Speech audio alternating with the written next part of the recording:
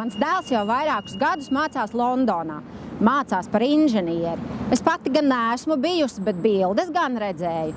Vienu rītu braucu uz tirgu un skatos uz manas pieturas tāda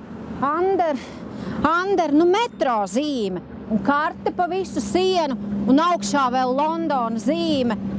Nu skaisti!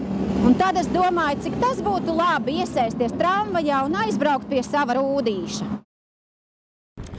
Es tieši gribēju iepirkt jaunus bling bling un tādus ķiļņaju tepiķi vannas istabā.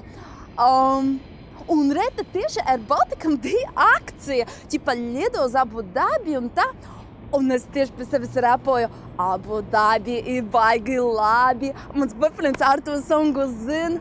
Un, nu jā, te bija tāds tepiķis un te bija Abu Dabi zīme. Un te bija stjuarte, viņi man iedeva aploksni, es vinēju balvu konkursu. Un par pārēju parūpējās mans boyfriends, spasība, mīlī, spasība. Uz mani vispār neiedarbojas reklāma. Es vienmēr klikšķinu nost tos pop-up bannerus. Man tie ir riebjas. Protams, ka neskatos TV. Vispār. Nu neiebarosiet man savus korporatīvos mēstus. Bet nu jā, ko es īsti gribēju teikt? Nu jā, šis īstenībā nemaz nebija tik slikti. Te bija tāds kolonas abās pusēs, ķipa tā kā Romā. Pārti bija tāds vīnociņas. Sākumā domāju, ka īsts, bet nu jā, bet protams, ka nē. Bet nu jā, vēl tur augšā stūrī, tur bija tāda salātzaļa neona zīme. Roma, nu ķipa tā kā Agora. Bet vispār Romā ir forši. Tur tāds čiliņš. Pagājuši, kad ar draugu bijām, aizstopojām, couchsurfingā bijām, tur wow, un tā tur vīnu dzērām un brauc tramvajā. Не, камеру бери.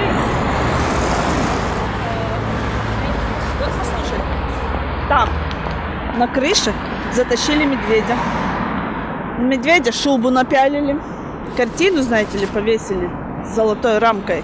А картина-то шишкинская, она же не в Питере, она в Третьяковке висит. Да какая там Петербург? При чем тут Петербург? Издевается, просто издевательство. Это выглядело мерзко как-то, не знаю, ужас.